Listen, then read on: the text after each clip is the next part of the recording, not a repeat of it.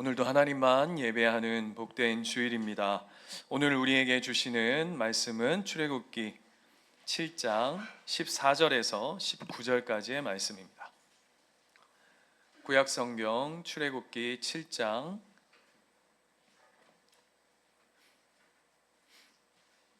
14절에서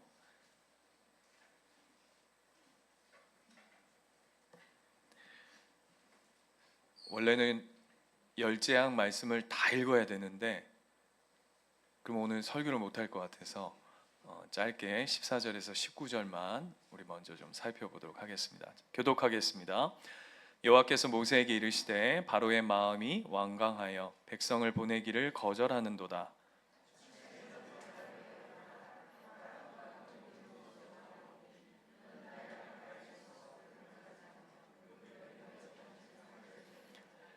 그에게 이르기를 히브리 사람의 하나님 여호와께서 나를 왕에게 보내어 이르시되 내 백성을 보내라. 그러면 그들이 광야에서 나를 섬길 것이니라 하였으나 이제까지 내가 듣지 아니하도다.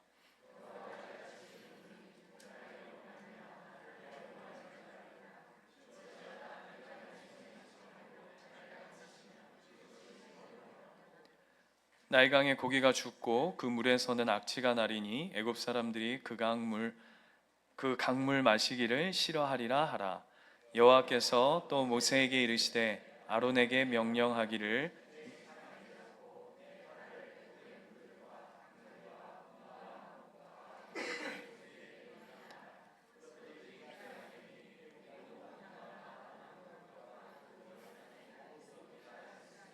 아멘. 성경 이야기를 쭉 우리가 보다 보면 영화 같은 이야기들이거나 또 때로는 말이 안 되는 만화 같은 이야기들을 우리가 종종 이렇게 보게 되어집니다. 때로는 그런 질문을 하는 분들이 있어요. 성경에는 뭐 그렇게 말도 안 되는 이야기들이 많은데, 때로는 굉장히 유치한 이야기들도 많은데 그걸 어떻게 믿냐, 정신 나가는 사람들처럼 그게 말이 되냐, 이렇게 이야기하시는 분들이 있죠. 대표적으로 우리가 오늘 살펴볼, 지난주부터 우리가 좀 살펴볼 열재앙 이야기도 사실은 어떻게 보면 참 유치하기도 하고 또 어떻게 보면 말이 안 되는 이야기처럼 우리에게 들려지기도 합니다. 그런데 우리가 읽는 이 성경은 하나님을 믿고 따르는 자들에게 준 말씀입니다. 그렇죠? 맞습니까? 그렇다면 하나님을 모르는 사람들은 이런 성경의 어떤 이해되지 않고 말도 안 되는 어떤 이야기를 들을 때 그거는 그냥 꾸며낸 이야기야 라고 생각할 수 있겠지만, 우리는 다른 해석이 들어가야 할 거예요. 그게 다른 해석이란 무엇이냐면, 반대적으로 이해했을 때 하나님이 이렇게까지 어떻게 보면 굉장히 유치뽕짝한 일까지도 하시면서 이렇게까지 하나님의 백성을 사랑하시고 일하시는구나 라고 하는 것으로 반대면을 볼 수 있는 사람들이 누구냐 하면 저와 여러분이다 라고 할 수 있는 거죠. 그래서 하나님 안에 들어와 보면 갑자기 말도 안 되는 이야기가 어느 순간 말이 되어지는 역사를 살아내고 있는 걸 어느 순간 보게 되어집니다. 그 중심에 오늘 이런 이야기 속에 10가지 재앙이 있죠. 지난주에 10가지 재앙을 한번 읊었습니다. 뭐였냐면 피, 개, 이파, 뭐였죠? 독, 우, 매, 흑, 장. 시험 볼까요? 한 번만 더 해볼까요? 시작. 이, 파, 가, 독, 우, 매, 흑, 장. 뭐 중요하지 않다 그랬습니다. 그냥 한번 이런 게 있다 이렇게 생각해 보시면 될 거예요. 그런데 이 10가지 재앙을 이제 오늘부터 좀 살펴볼 텐데 한 가지 이렇게 안 갈 겁니다. 왜냐하면 이 10가지 재앙이 가지고 있는 구조가 있는데 그 구조를 한 3가지 정도로 좀 나눠서 생각해 보면 충분히 이 10가지 재앙이 주는 메시지를 우리가 새겨볼 수 있을 것 같아요. 그런데 이 10가지 재앙이 가지는 특징이 있습니다. 아까 얘기했던 이 제가 외웠던 P로 시작해서 장으로 끝나는 피장, 그죠? 이 피장, 이 10가지의 이 재앙을 잘 한번 순서대로 한번 잘 보시면 마지막에 장자의 재앙을 뺀 나머지 9개는 다 자연재앙입니다. 그렇죠? 맞습니까? 여러분, 제가 거짓말 하는 건지 아닌지 어떻게 아세요? 그 정도는, 야, 우리도 교회 다닌 짬밥이 있는데 그 정도 모르겠냐 라고 생각할 수 있는데, 집에 가셔서 한번 꼼꼼히 한번 체크해 보세요. 이렇게 얘기할 수 있어요. 독종 나오거든요. 악성 종기 뭐 이런 거 나오거든요. 그건 자연재해 아니잖아. 벌써 이제 그러네? 이렇게 벌써 헷갈리기 시작한단 말입니다. 집에 가셔서 악성 종기 따져보면 그것도 자연재앙이라는 것을 성경이 이야기해 주실 거예요. 한번 찾아보세요. 그런데 자연재해인데 여러분, 이 성경에서의 심판은 특징이 뭐냐면 이런 자연재해를 통한 심판들이 많죠. 대표적으로 뭐가 있죠? 노아의 홍수 심판만 봐도 자연재해의 일과 굉장히 밀접한 관계들을 보고 있습니다. 그러 중에서도 오늘 우리가 읽었던 이 첫 번째 재앙, 이 나일강이 피로 물들어 버렸던 이 사건을 중심으로 제가 좀 이야기를 쭉 이어가 보려고 하는데요. 이 자연재해의 첫 번째 재앙을 보면 이 첫 재앙에서 하나님께서 이 자연재해를 통해서 2가지를 죽여버립니다. 2가지를 죽여버려요. 그 첫 번째가 뭐냐 하면 나일강이라고 하는 것은 강이죠, 강. 그 당시에 나일강은 인도의 겐지스강처럼 이렇게 아주 그 물이라고 하는 생명의 젖줄입니다. 이해되십니까? 그 시대는 고대 근동의 농경사회 아니겠습니까? 그러니까 제일 중요한 게 뭐냐 하면 물이에요, 물. 그래서 이 물이 얼마나 중요한지 그 생명의 공급처 되는, 그런데 하나님이 그 물을 죽여버리죠. 그러니까 여기서 피로 물들였다라고 하는 것은 뭘 상징적으로 말씀하고 있냐면 그 물이 죽었다라고 하는 것이죠. 이해되십니까? 예를 들면 에덴 동산에 에덴 동산으로부터 네 강물줄기가 나오는데 그것을 통해 뭘 상징적으로 보여주냐면 에덴 동산의 생명의 물줄기가 하나님께 있습니다라고 하는 것을 보여내는 것처럼 이 나일강이라고 하는 것은 이 당시에 애굽에 있어서 아주 중요한 생명의 근원지와 같았다. 수원지다. 그런데 하나님이 그걸 죽여버렸다라고 하는 의미를 가지고 있다는 거죠. 그리고 2번째는 이 나일강은 애굽에게 있어서 단순히 물 수원지 개념을 넘어섭니다. 그래서 여러분 기억하실지 모르겠는데 이 나일강에 신이 있죠. 이름이 혹시 기억나십니까? 여신이었어요. 하피라고. 그래서 어떻게 하냐면 이 여인 신이, 이 애굽 신이 뭘 상징한다고 말씀드렸냐면 생명을 상징한다고 그랬어요. 그러니까 이 나일강에서 생명이 나온다라고 말씀드린 적이 있는데 기억하시죠? 그래서 여러분 기억하십니까? 애굽 왕 바로가 이스라엘의 남자 아이들이 막 기하급수적으로 막 늘어나니까 나중에 어떻게 하죠? 이 나일강에 빠뜨려서 죽입니다. 왜요? 왜 하필 나일강에 빠뜨려서 죽였다고요? 아니 그냥 제일 빠른 방법들이 있잖아요. 그냥 잡아다가 그냥 한 놈 죄송해요. 그냥 한 명 그냥 그 자리에서 즉결하면 될 텐데 뭐 하루 저 나일강까지 끌고 가서 거기에다가 빠뜨려 죽이냐? 의미가 있다 그랬죠. 상징적 의미 뭐예요? 니들이 믿는 신보다 우리의 신이 더 강력한 생명의 참신이다 라고 하는 것을 적극적으로 보이기 위해서 이스라엘 남자 아이들을 나일강까지 끌고 와서 거기다 빠뜨려 죽였던 그 하피 신을 하나님이 어떻게 하시냐 하면 죽여버리시는 사건인 거예요. 첫 번째 사건이. 이와 비슷한 의미로는 여러분 애굽에서 제일 유명한 신이 뭐냐 하면 태양신 라입니다. 라. 태양신 라. 들어보셨습니까? 못 들어보셨죠? 예, 예. 그 비가 부른 라라라라라 라라라라 이게 여러분 그건 줄 아세요? 모르고 듣죠, 그죠? 우리는 그 태양신을 라라라라 라라라라 이 태양을 피하고 싶어서 뭐 이런 거 안에 다 그런 내용들을 다 담아두는 그때 그 라입니다. 태양신 애굽신 라예요. 그런데 재밌는 게 이 애굽신 라를 하나님이 아홉째 재앙에서 죽여버립니다. 어떻게 해요? 아홉째 재앙이 뭐죠? 흑암이에요. 그 태양신을 암흑으로 가려버리시는 거죠.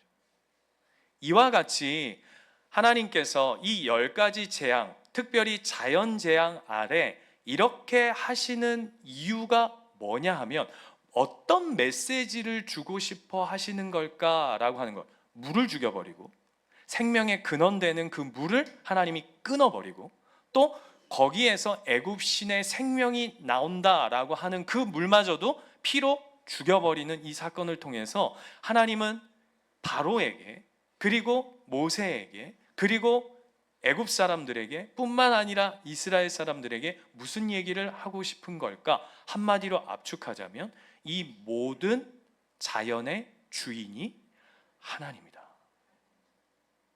라고 하는 것과 그 신은 참된 신이 아니다. 나 여호와 한 분만이 온 세상을 통치하시고 다스리시는 참 유일한 신이다 라고 하는 것을 보여내는 사건이 10가지 재앙 중에 있는 겁니다. 그 대표적인 오늘 이 나일강 사건이 있는 것이죠. 그래서 바로에게는 더 적극적으로 메시지를 주는 거예요. 그 너의 힘 속에 네가 가지는 힘이 진짜 힘이 아니라 내가 진짜 하나님이다 라고 하는 걸 보여줍니다. 그런데 재밌는 건 이 바로는 정말 죄송해요, 더럽게 말을 안 듣죠. 그죠? 철저히 하나님 앞에 항복을 하지 않습니다. 자, 언제 항복하죠? 예? 아닙니다. 아니죠. 장자의 재앙을 내렸을 때 항복하나요? 아니요. 그러면 쫓아오면 안 되죠. 무슨 얘기인지 아세요? 끝까지 항복하지 않습니다. 재밌는 게 22절로 한번 가볼까요? 7장 22절. 하나님이 나일강을 피로 물들였더니 이 바로가 댐비입니다. 22절을 보시면 어떻게 댐비냐면 애굽 요술사들과 자기들의 요술로 그와 같이 행함으로 바로의 마음이 완악하여 그들의 말을 듣지 아니하였다라고 얘기합니다. 자, 22절을 그냥 읽으면 그냥 우리는 쉽게 지나갈 수 있을 것 같은데 애굽 요술사들과 자기들의 요술로 그와 같이 행함으로 이렇게 돼 있어요. 자, 8장 7절 말씀 한번 읽어볼까요? 8장 7절. 8장 7절은 개구리 재앙이에요. 개구리 재앙. 거기도 보면 8장 7절에도 뭐라고 되어 있냐면 같이 한번 읽어보겠습니다. 시작. 요술사들도 자기 요술대로 그와 같이 행하여 개구리가 애굽 땅에 올라오게 하였더라. 이게 코미디인 게, 자 보십시오. 하나님이 나일강을 죽여버렸어요. 자, 또 개구리 재앙을 내려가지고 나일강에서 개구리들이 무수히 올라오게 합니다. 재밌는 건 여러분 그 개구리 신을 섬기는 거예요. 그래서 12장 12절 제가 한번 그냥 읽어드릴게요. 여러분 한번 들어보세요. 12장 12절 이렇게 되어 있어요. 이런 말씀이 있어요.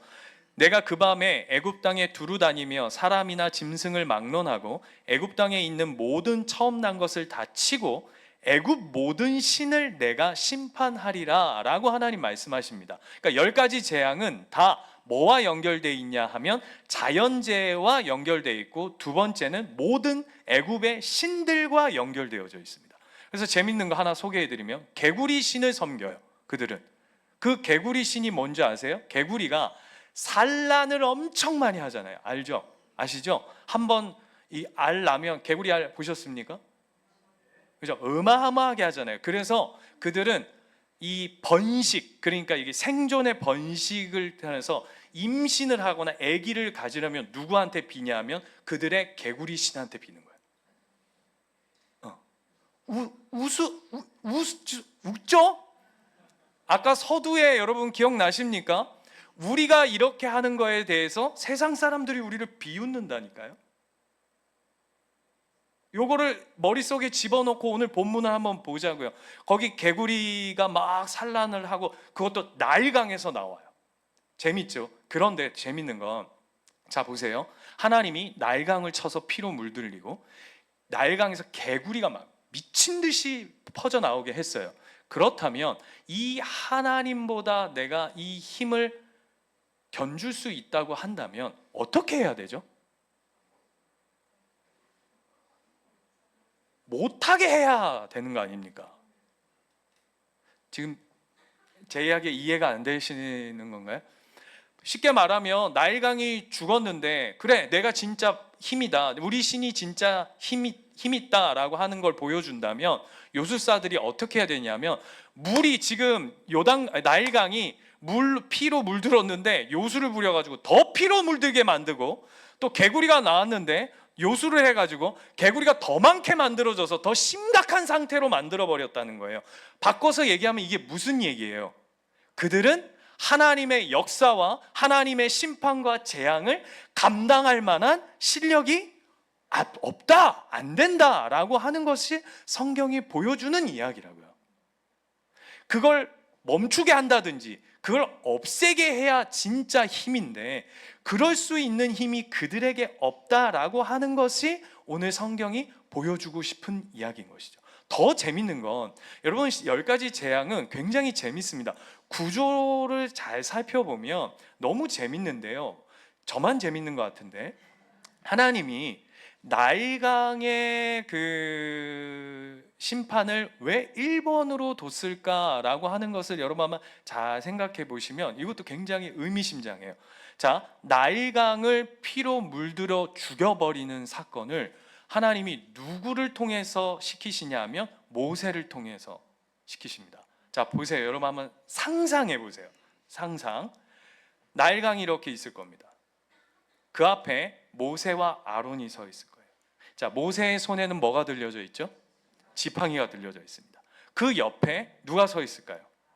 바로와 신하들이 이렇게 쭉 서 있을 것 같습니다. 그렇죠? 그랬는데 자, 모세가 나일강을 피로 물들입니다. 그걸 바로가 봅니다. 재밌는 건 뭐가 참 재밌냐면, 모세는 어떤 자냐면 그 나일강에서 건짐 받은 자가 모세입니다. 네? 그렇죠? 너무 웃긴 게 그 나일강에서 건짐을 받은 생명을 가진 자가 그 나일강을 죽입니다. 이게 지금 하나님이 첫 번째 10가지 재앙을 행하시면서 바로한테 보여주는 굉장히 아이러니한, 뭐라고 할까요? 이렇게 표현해 볼까요? 하나님이 바로의 모습을 보시면서 비웃으시는 거죠. 야, 니까짓게 뭘 할 수 있니? 네 신이 진짜 참신이라고 하는데 그 참신을 죽이는 그 사람 하나도 감당 못 해가지고 내가 네 그 나일강에서 건져낸, 그것도 누가 건졌냐 하면 너무 재밌는 게 누가 건지죠? 바로의 딸 공주가 모세를 건져내 주지 않습니까? 물론 하나님이 하신 일이지만 그걸 바로에게 보여주시는 거죠.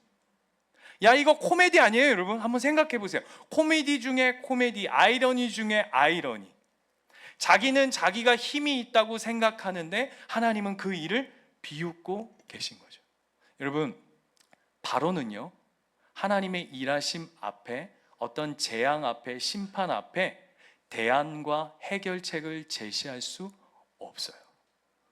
이게 세상이에요. 여러분 한번 보십시오. 결국 이 땅이 살아가는, 우리가 이 땅에 와서 하나님 앞에 가는 그 시간까지에 우리는 신앙생활이라고 하고 세상 사람들은 살아가는 세월이라고 합니다. 결국 우리는 어떤 존재로 오냐면 죄를 끌어안고 이 세상에 왔다가 죄로 말미암아 예수 그리스도께서 그것을 해결하셔서 결국은 그것을 해결받은 자로 천국에 가는 거 아닙니까? 맞습니까? 그런데 우리는 예수 그리스도 하나님이라고 하시는 그 구원의 해답과 열쇠와 진리를 우리는 받아진 자로, 부르심을 받은 자로 살아가기에 대안이 오직 예수, 오직 하나님이라고 하는 것을 우리는 선명하게 새기고, 그래서 지금 저와 여러분이 이곳에 나와서 예배하고 말씀 듣고 내 삶을 기꺼이 하나님 앞에 드립니다 라고 하는 모습으로, 자세와 태도로 이곳에 있는 거 아닙니까? 맞죠? 여러분, 예배를 드려서 천국에 가는 게 아닙니다. 하나님이 이미 우리를 부르셨기에 그 부르심의 감사와 반응으로 우리가 예배하고 그분을 높이며 찬양하는 자로 서 있는 거죠. 그런데 세상 사람들은요, 세상 사람들은 재앙이 재앙인 줄 모르죠. 더 나아가서는 그것에 수많은 대안들을 제시합니다. 이걸 하면 내 안에 이 삶의 어떤 문제, 근본적인 문제, 이런 것들이 해결될 거야, 조금 더 나은 삶을 살 거야, 이런 부분들이 더 괜찮아질 거야, 이거를 가지면, 이걸 누리면, 이걸 소유하면, 누굴 만나면, 내가 어디 학교에 들어가면, 내가 어느 직장에 들어가면 내 삶의 대안과 해결책이 생길 거야 라고 바로가 이야기하듯이, 그런데 우리의 인생을 한번 들여다보십시오. 세상을 들여다보십시오. 그 해결책이 진짜 해결책이 되던가요? 아니요. 핏물을 더 핏물로 만들고 개구리를 더 개구리 창궐하게 만드는 것밖에 안 되는 세상을 우리는 늘 매일 매순간 마주하고 있다고요. 그 이야기를 오늘 성경은 이 10가지 재앙을 통해서 우리에게 보여내고 있는 것이죠. 그런데 참 재밌는 건 뭐냐 하면, 한번 보세요. 모세와 바로가 바로 앞에서 동시에 뭘 보냐 하면 똑같은 사건을 봅니다. 그죠? 그게 예를 들면 뭐 나일강이 됐든 뭐 개구리가 됐든 뭐 됐든 10가지 재앙을 모세와 바로가 똑같은 사건을 봅니다. 그런데 재밌는 건 두 사람의 구도가 완전히 달라집니다. 맞습니까? 예를 들면 이런 겁니다. 예수님 신약으로 넘어가면 예수님께서 십자가에서 돌아가실 때, 예수님 십자가 돌아가실 때에 여러분, 십자가는 뭘 상징하죠?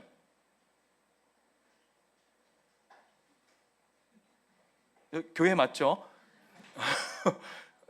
제가 무슨 뭐 다른 거 물은 것도 아니고 뭐라고 해야 되나요? 저 다보탑은 뭘 상징하냐고 물은 것도 아니고, 십자가는 우리 기독교에 있어서 뭘 상징하죠? 굉장히 외롭습니다. 뭐 여러 가지 중에 있지만 대표적으로 뭐 구원, 은혜, 그런데 이거는 이제 긍정적인 부분이고, 십자가는 죽음을 상징하지 않습니까? 그죠? 더 깊이 살펴보자면 십자가는 재앙이고 심판이고 저주입니다. 맞습니까?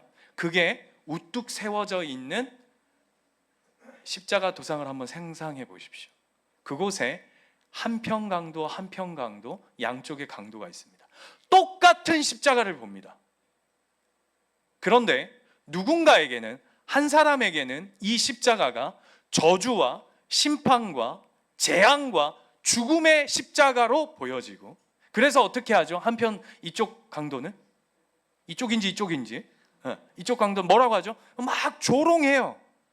예수님 조롱한다고 예수 십자가를 뭐라고 조롱하죠? 내려와봐. 야, 너도 너를 구원하지 못하는 메시아가 그게 말이 되냐라고 막 조롱하는데, 똑같은 십자가를 보고 다른 쪽에 있는 강도는 뭐라고 고백하죠? 당신은 하나님의 아들입니다 라고 하는 고백을 해요. 똑같은 재앙을 보고 다른 구조가 펼쳐지듯이 오늘 10가지 재앙 속에 바로의 고백과 모세의 고백이 완전히 확연하게 달라집니다. 예를 들면 10가지 재앙을 잘 보시면, 집에 가셔서 꼭 10가지 재앙을 찬찬히 한번 읽어봐 주시기 바랍니다. 10가지 재앙을 보면 어떤 구조로 되어 있냐면, 이 10가지 재앙의 강도가 점점 세집니다. 맞습니까? 그런데 재밌는 거는 잘 잘 그 본문 10가지 재앙 속에 그 숨겨져 있는 부분들을 잘 읽어보면 심판의 강도도 세지지만 모세도 세집니다. 모세도 점점 커집니다. 뭐가 커지는 걸까요? 강도는, 예를 들면 재앙의 크기가 점점 세진다니까요. 점점 세져요. 그러면 예전의 모세 같으면, 아시죠? 뭐 예전의 모세. 근데 이상하게 10가지 재앙 안으로 들어왔을 때 모세는 점점 모세도 커져요. 뭐가 커지냐면 믿음이 커져요. 그런데 그러면 재앙이 오히려 커지면 믿음이 줄어들어야 할 텐데 어떻게 모세는 재앙이 커지고 심판의 크기가 커져가는데 모세의 믿음은 점점 커져갈까라고 하는 것에 대한 질문을 던져야죠. 안 그렇습니까? 우리의 삶도 마찬가지잖아요. 고난이 점점 다가오면 우리가 쪼그라들고 찌그러들고 짜부라들고 싸부라들고 뭐 좀 좋은 거 좀 다 불러보세요. 예, 막 이래야 될 터인데 희한하게 짜부라지는 게 아니라 버텨, 견뎌, 이겨, 싸워, 이를 악물어. 우와, 점점 커져. 그 이유가 뭘까? 라고 하는 질문을 던져봐야, 그렇다면 나도 이런 삶 속에서, 이런 시간들 속에서 하나님과 함께 동행하는 이 믿음이 커져가는 모세처럼 나도 그 믿음을 소유하며 살아가야 할 그 힘을 얻지 않겠습니까? 그 중심에 뭐가 있냐면 7장 13절 가보세요. 이 10가지 재앙 초반에 따라오는 성경 구절이 있어요. 7장 13절.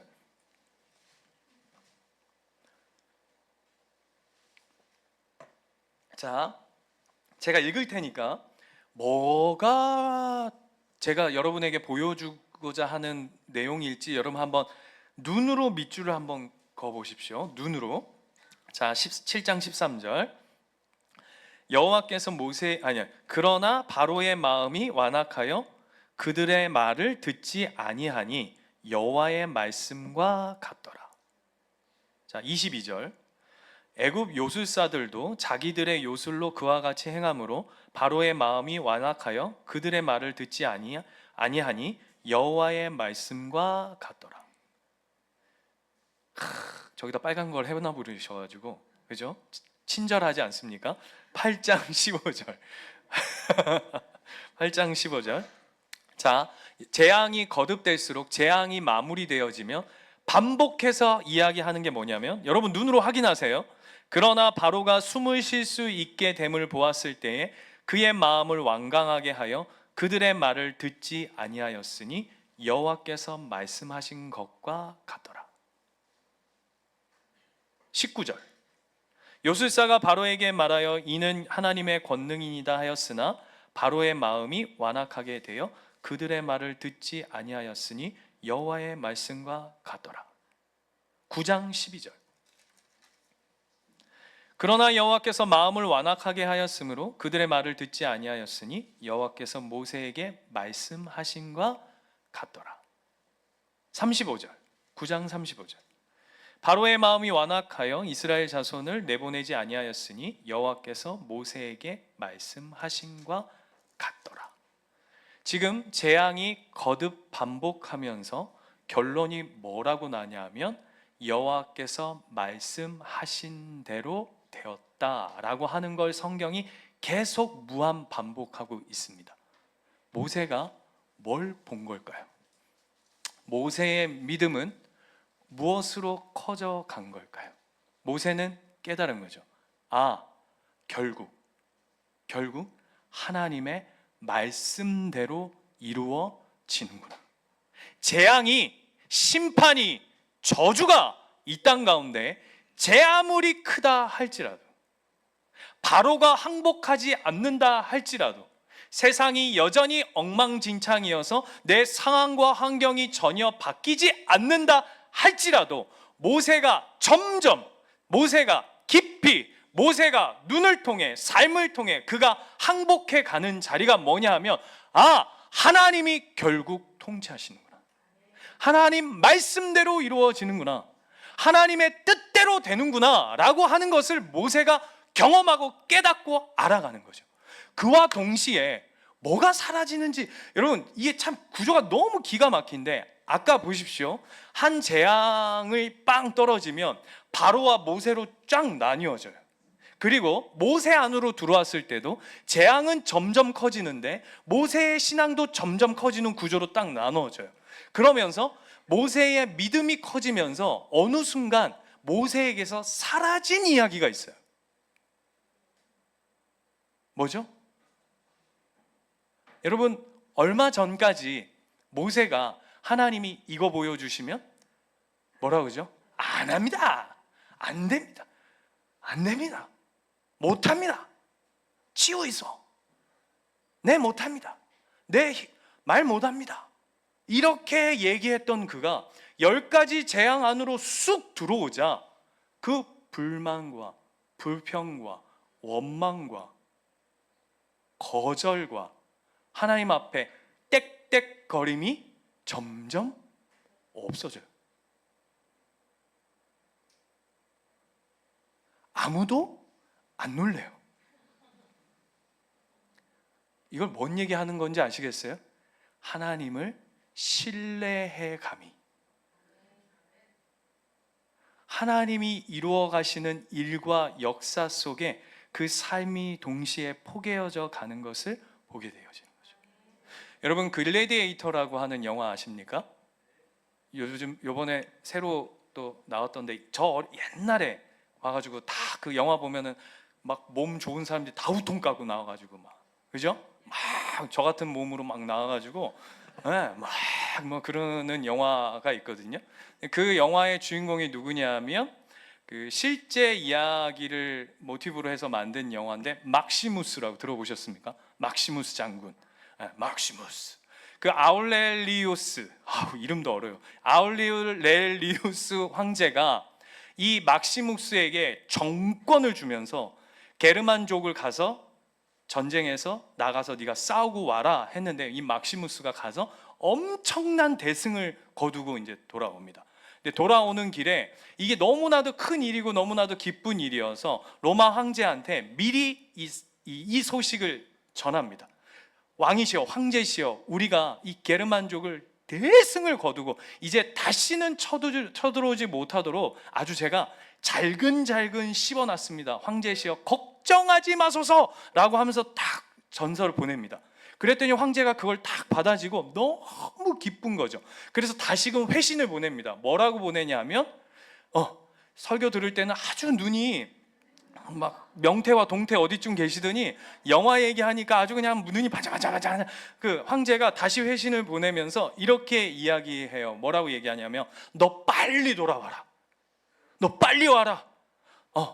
그러면서 참 하지 말았어야 할 말, 네가 내 아들이었으면 얼마나 좋았겠느냐라고 얘기하면서 돌아와서 내가 너를 통해서 이 로마의 공화정을 다시 세울 것이다, 이렇게 얘기해. 그래가지고 얼마나 기뻤을까요? 그래가지고 막시무스가 어떻게 왔을까요? 막 씨르면서 왔겠죠. 막 씨르면서 너무 기뻐서. 그렇게 오는 중에 이 이야기를 아들, 이름도 특이해요. 콤모무스라고 하는 아들이 이 이야기를 듣고 쿠데타를 일으켜가지고 아버지를 죽여버립니다. 영화에 보면 아버지를 어떻게 죽이냐 하면 백허그를 해가지고, 백허그를 해서 뭐라 그러죠? 이 일명 이 초크 건다 그러나요? 그렇게 해가지고 아버지를 죽여버려요. 그래가지고 난리가 난 거죠. 이제 그 소식이 들려지는 거예요. 그래서 막시무스가 너무 놀래가지고 왔다가, 나는 아울렐리우스를 섬기는 자지, 나는 반역자 당신을 섬기는 자가 아니다, 나는 이 자리에서 물러나겠다 하고는 귀양해버립니다. 그리고 집에 돌아가니까 여러분 영화 장면에서 아마 보셨을 거예요. 그 콤모무스가 벌써 사람을 보내가지고 그 막시무스의 아들과 아내를 십자가에 죽어버려요. 보셨다면서요? 기억 안 나세요? 그렇게 시작된 영화예요. 그래서 그걸 보고는 이 막시무스가 기절을 해버려요. 그리고는 노예 상인한테 팔려가가지고 검투사가 되고, 그래서 검투로 그 검투사가 돼서 이기고 마지막 장면이 뭐냐면 황제 앞에 이 가면 복면을 쓰고 섭니다. 그리고 마지막에 어떤 장면이냐면 이 가면을 확 벗어 던지면서 난 아울렐리우스 황제의 신하 막시무스다 이러면서 복수하는 이야기로 이 영화가 마무리되어지죠. 집에 가서 한번 보세요. 제가 왜 이야기를 하냐 하면, 여러분 잘 보십시오. 내가 누구를 섬기느냐, 내가 누구 편에 서느냐에 따라서 좋은 소식이 재앙이 됩니다. 그죠? 내가 아울렐리우스를 섬기는 자의 신하로 살 때는 전쟁에서 승리했다라고 하는 이 이야기가 좋은 소식이요, 복된 소식이요, 우리식으로 하자면 복음이에요. 근데 그 황제의 주인이 바뀌자 그 좋은 소식이 재앙이 되어버립니다. 이걸 우리의 신앙에 한번 접목시켜 보실래요? 하나님이 10가지 재앙을 통해서 우리에게 가르치고 싶으신 게 있는 거죠. 그게 뭘까요? 네가 어디 편에 서느냐에 따라서, 네가 누굴 섬기는 자로 서느냐에 따라서 우리의 인생도 잘 보십시오. 재앙이 축복으로 바뀌는 일이 있고 축복이 재앙으로 바뀌는 일이 있어요. 이게 구원이고 신앙이에요. 내가 누구 편의 선자로 살 것이냐, 내가 누구 편에 서 있는가, 나는 하나님을 섬기는 자인가 세상을 섬기는 자인가에 따라서 이 판도가 완전히 뒤집어진다고요.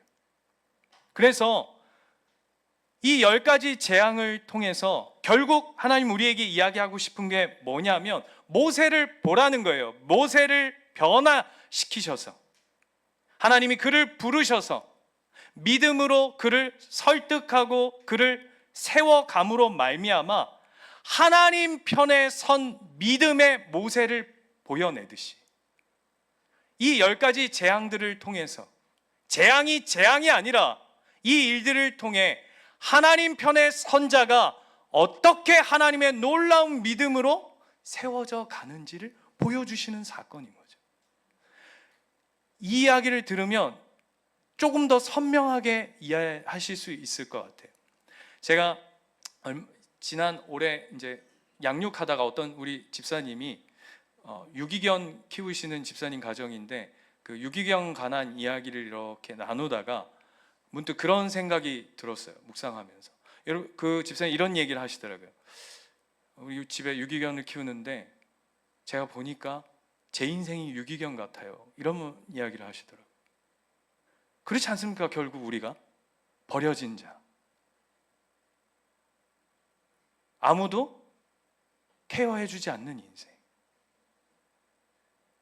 유기견을 데리고 오면 좋은 주인을 만났을 때 어떻게 하죠?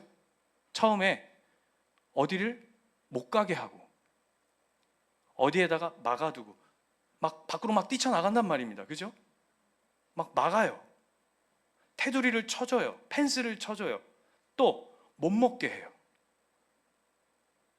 이게 무슨 말인지 이해되세요? 좋은 주인을 만나면 그 전에 막 지 맘대로 살았던 그 삶의 자리에서 요건 요렇게 막고 요건 요렇게 막아서고 이건 안 먹여야 될 것 같아. 이건 먹지 마라고 하면서 평소에는 막 그래서 개를 보고 뭐라 그러죠?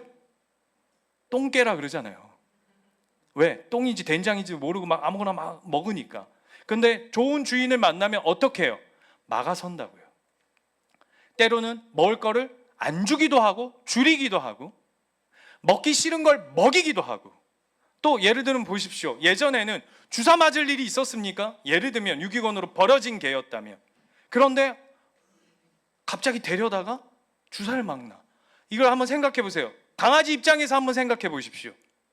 난 먹어야 되는데 몸 안 먹여줘. 아픈데 나한테 막 주사를 놔. 나는 막 마음껏 뛰어다니고 막 밖에 나가고 싶은데 나를 가둬.